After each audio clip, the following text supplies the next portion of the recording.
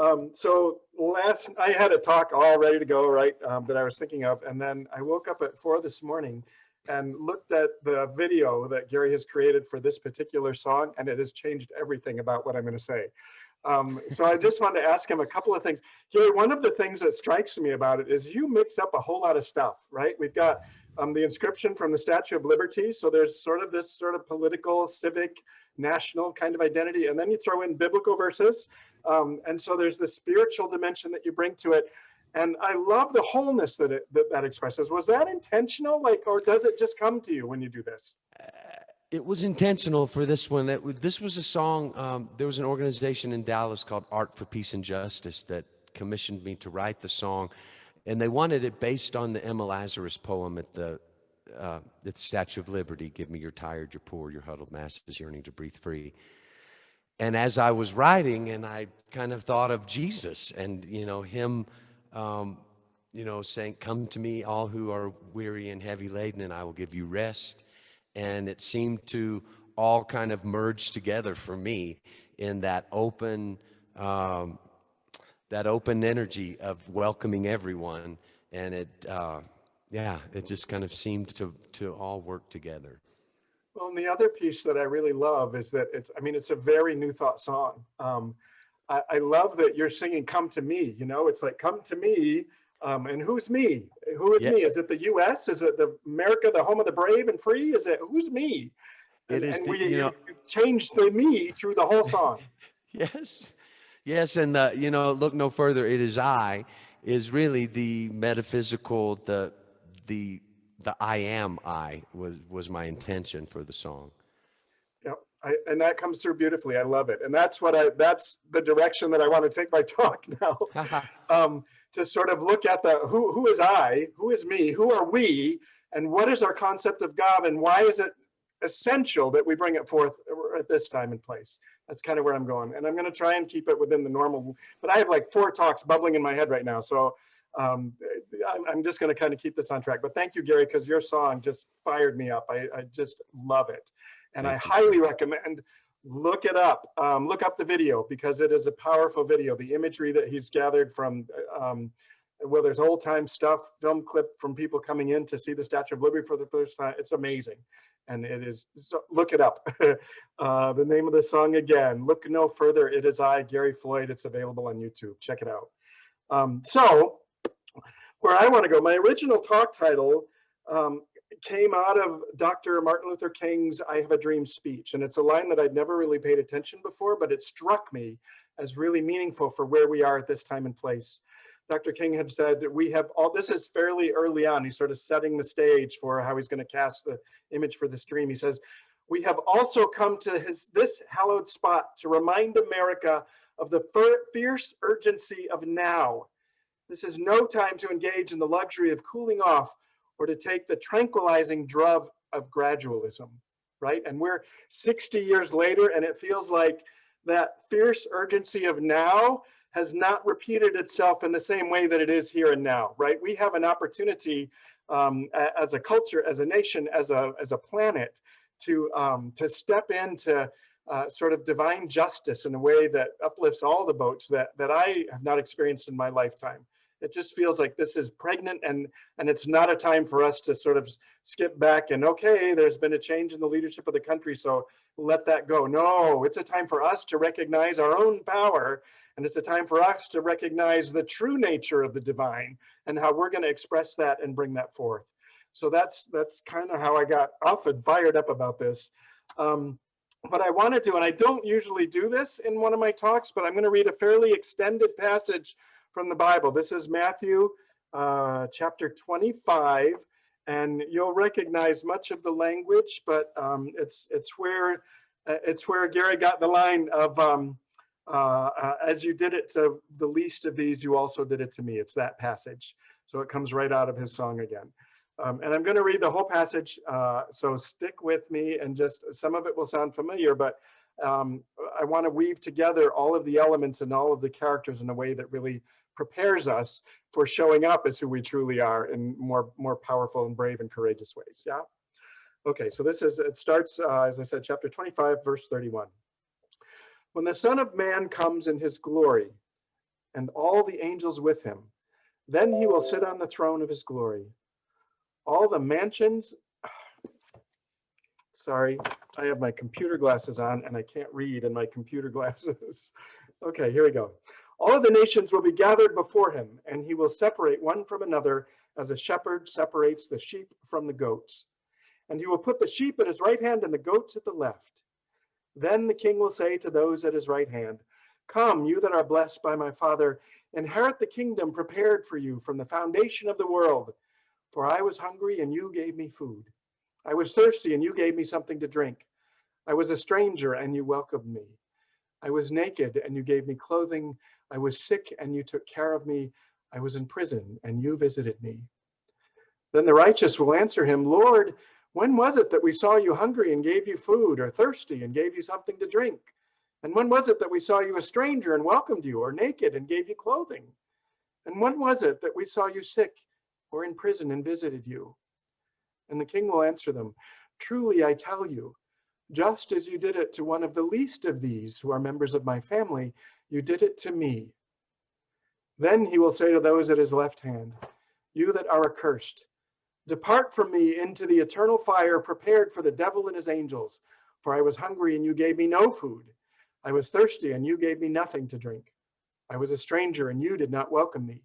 Naked, and you did not give me clothing. Sick and in prison, and you did not visit me." Then they will also answer, "Lord, when was it that we saw you hungry or thirsty or a stranger or naked or sick or in prison and did not take care of you?"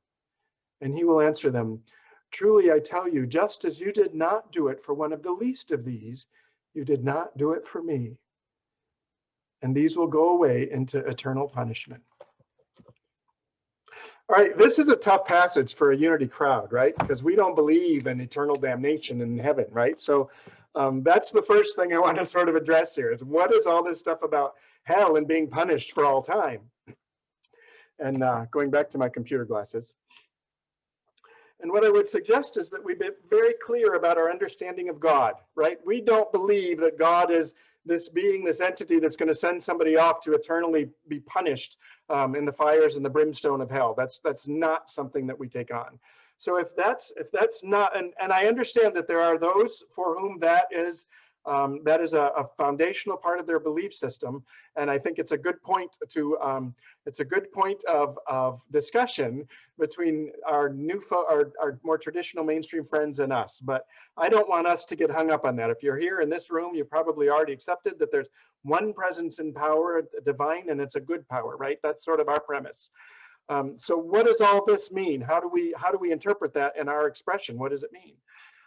Well, if you go back and really look at the etymology of eternal and punishment, there's a different perspective. Certainly, eternal can mean forever and always, and punishment can be, about suffering and about sort of vengeful retribution.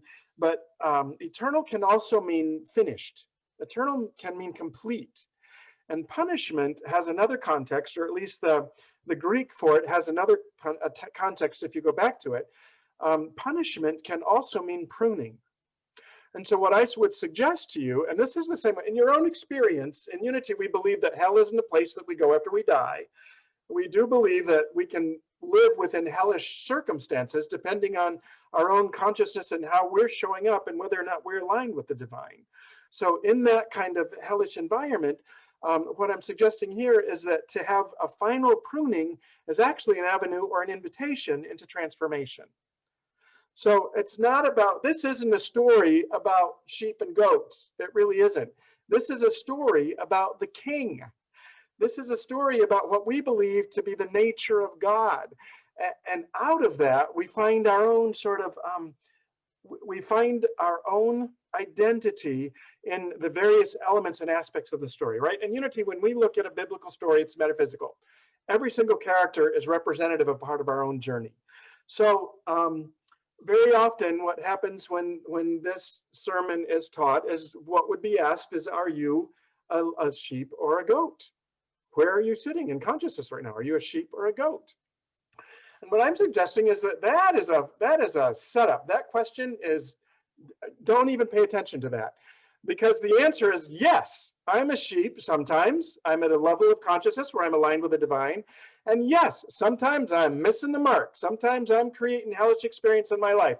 I'm a sheep and a goat, depending on how aligned I am with spirit and where I am in terms of consciousness.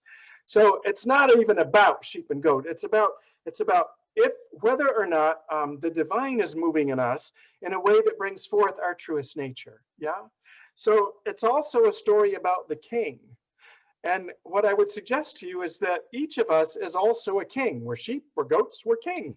There's an aspect, an element of us that is out of that spark of divinity, right? Which is why I love Gary's song so much, because it plays with that. Whether or not we are the poor and suffering on teeming shores, right? There are times in consciousness when we are that. And we want to be able to reach for a greater power out of which we can begin to find some deliverance, some freedom, some liberation. All of us is that at some times, right? And there are times when it is, look no further, it is I, the king within me, that Christ presence within me, the divinity within me is actually a key to that transformation as well. And so to be in touch with that as much as possible is how we really begin to embody the Christ presence more fully, and to recognize that it's never going to be all or nothing. That as we move through this journey, there are times when we are going to be completely aligned, and when life is moving forward in ways when we can be that presence of peace in the face of suffering. And there are times when we're also going to be on the end of that is the suffering, right? And to know that as there are those around us, right? There's a nation around us that is about freedom and about rights. It's the divine is in all things. It's not just in me. It's not just in lamb or sheep or right or wrong. It transcends it all and includes all of it. So as we can become more receptive to the fullness of life's experiences, then we can actually be a greater power for bringing forth the kind of justice and freedom and love and liberation that we celebrate this month, especially as we start to look toward those within within the scope of like Black history heroes kind of thing. So now we're sort of getting back to my first talk. I'm blending in my second talk, and then I'll wrap it up and we'll go to meditation. But because this is Black History Month, because love and liberation and the concert out of which we're going to be culminating all this at the end of the month has to do with celebrating Black History Month, I wanted to encourage you in your own spiritual practice to start to maybe expand your knowledge, expand your familiarity with figures in Black history. And so some of these may be new. We're not going to do much here on Sunday mornings, but PBS has an amazing special where they highlight a Black African-American hero every single day of the year. They have a documentary that's been produced that talks about the journeys of various leaders in the civil rights movement, leaders in all sorts of entertainment and industry. So check that out, look it up on PBS. It's a full month of celebrating, and the documentaries are beautiful. Some I knew many, I didn't know a lot of them. I want to talk about the journey of one of them this morning that I had not a clue. I had never heard of him before this video.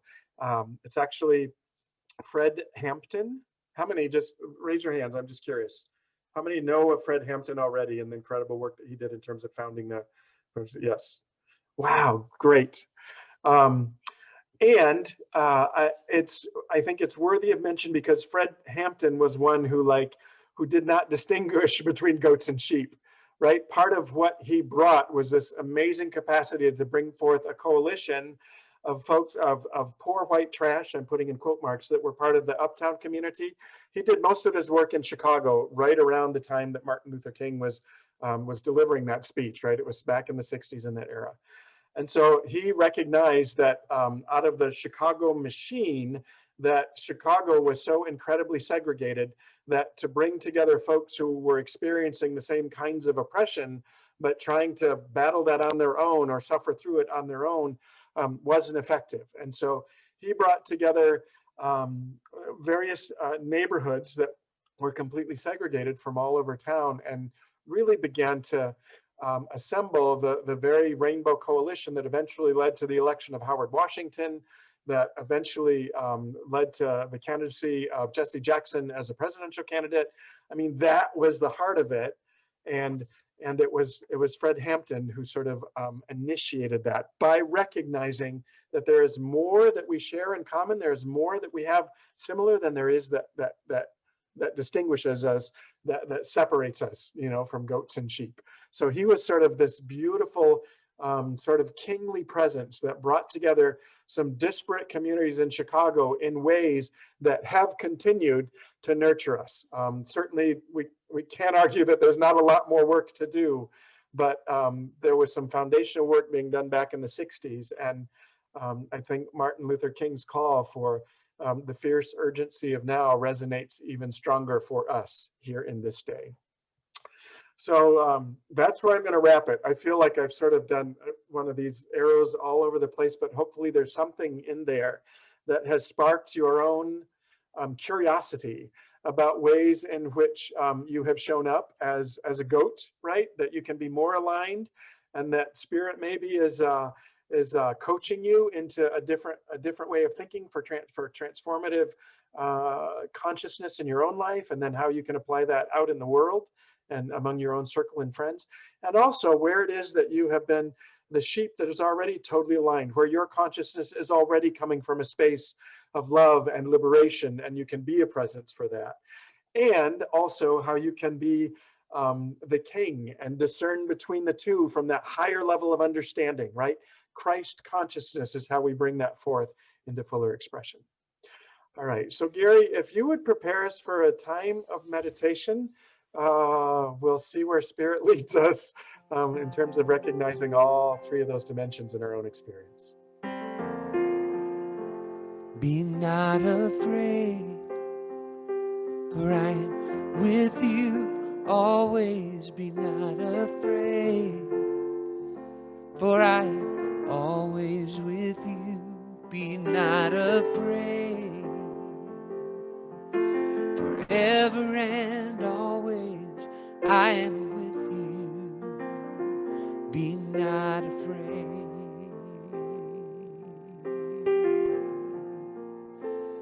Be not afraid, for I am with you always. Be not afraid, for I am always with you. Be not afraid, forever and always I am with you. Be not afraid, I am with you. Be not afraid.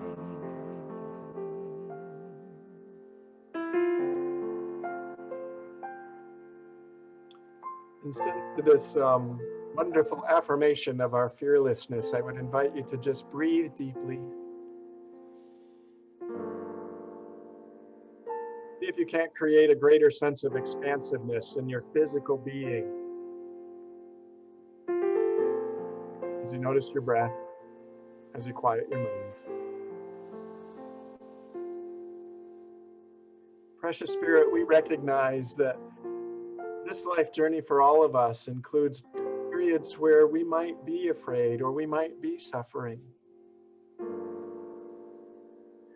But we also know that there are times in our journey when we are strong, when we are fearless, we are aligned with love, and when we bring forth that power of the divine to create transformative experience.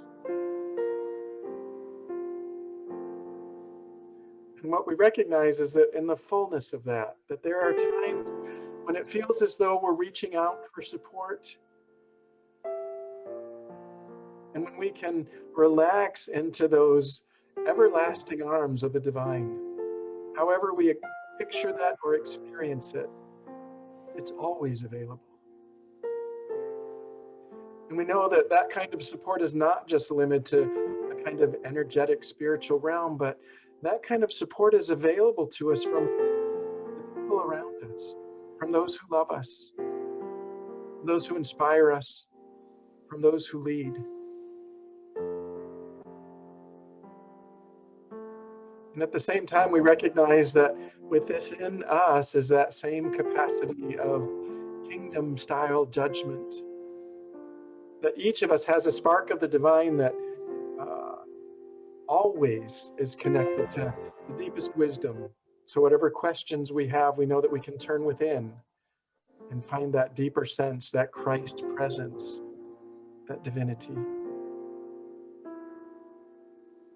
So, wherever we are in this particular moment, whether we're in a space of really feeling like we need support from outside, we know it's available. We know it's available from the divine, from the everlasting arms. We know it's available from friends and loved ones and leaders. And we know it's available from that presence that is within us, that is our very essence out of which we were created. And so as we prepare to move forward from this time of meditation, we do so with the awareness that every need is provided for. That wherever we are in consciousness, whether we be sheep or goats or kings, the presence and power of the divine is here that we might bring forth a greater sense of the kind of world that we would want to live in.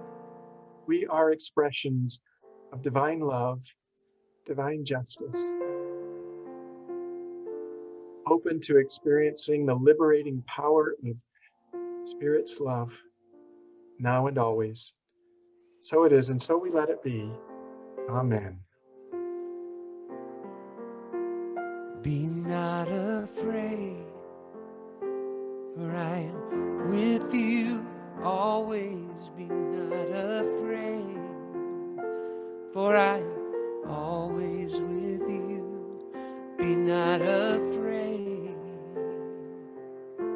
forever and always I am with you.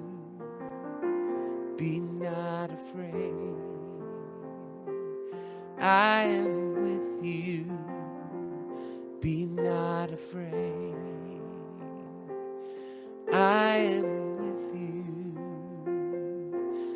Be not afraid.